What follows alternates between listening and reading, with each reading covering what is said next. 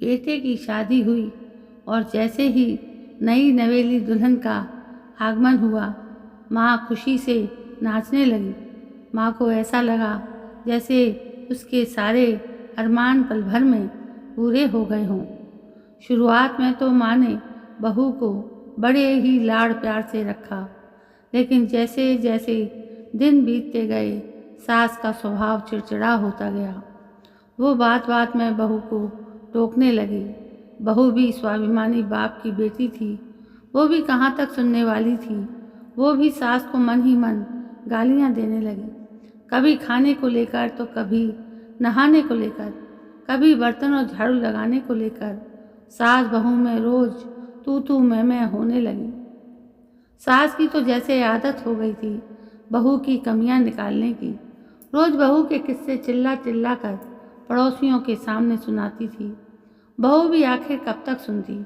वो भी पानी सिर से ऊपर निकलने पर सासू माँ को जली कटी सुना देती थी। कभी कभी तो बात एक दूसरे के खानदान को भला बुरा कहने तक पहुँच जाती, तो कभी एक दूसरे पर बर्तन फेंकने की नौबत भी आ जाती। बात यहाँ तक आ पहुँची कि बहू सास की एक भी नहीं सुनने लगी। आखिर एक दिन सासू माँ ने अपने बेटे से कहकर बहू की पिटाई करवा दी। मजबूरी में बहू भी बेचारी पिट गई। बहू इस कष्ट कलह के जीवन से तंग आ चुकी थी। यह क्लेश कलह का द्वेष लेकर वो पिता के घर भी नहीं जाना चाहती थी। आखिरकार एक दिन वो आत्महत्या करने के लिए चल पड़ी। पानी लाने के बहाने वो मटका लेकर घर से निकली। नदी किनारे पहुंचकर उसने मटका एक जगह रखा और तेज जल प्रवाह की ओर बढ़ने लगी। वो जल की तेज धाराओं में गिरकर अपना जीवन नष्ट करने वाली ही थी कि पीछे से किसी ने पकड़ लिया।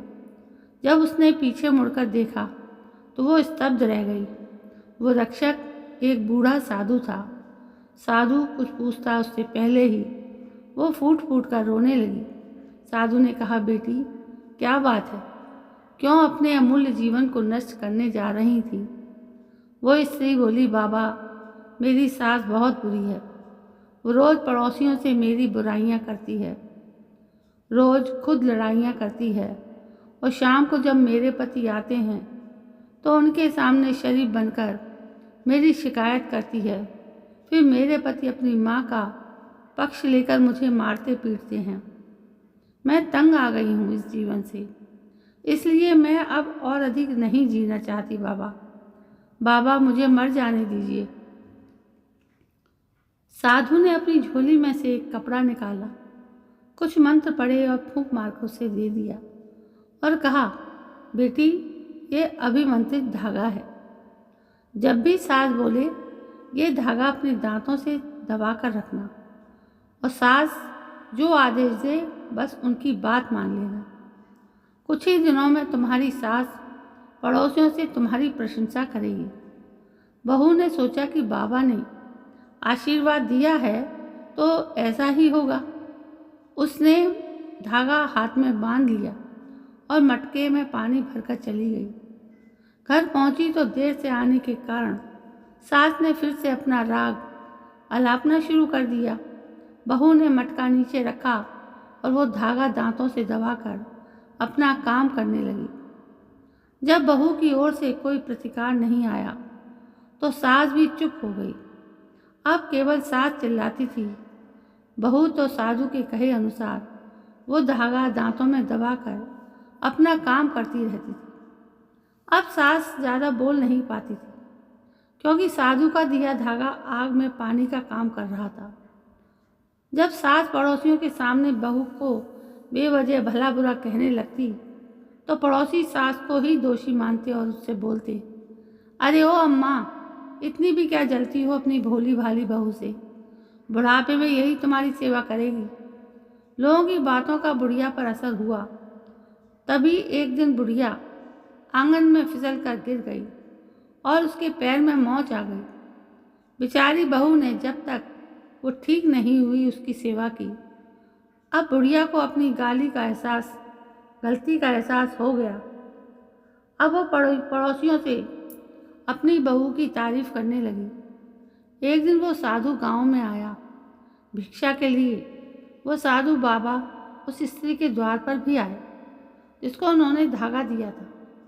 स्त्री ने देखते ही साधु को पहचान लिया और उनको बहुत बहुत धन्यवाद कहते हुए प्रणाम करने लगी और बोली, बाबा आपने चमत्कार कर दिया। मेरी सास अब पूरी तरह से मेरे अनुकूल है। साधु ने हंसते हुए कहा, बेटी इसमें मेरा कोई चमत्कार नहीं, जब सब तेरी सहनशीलता का परिणाम है।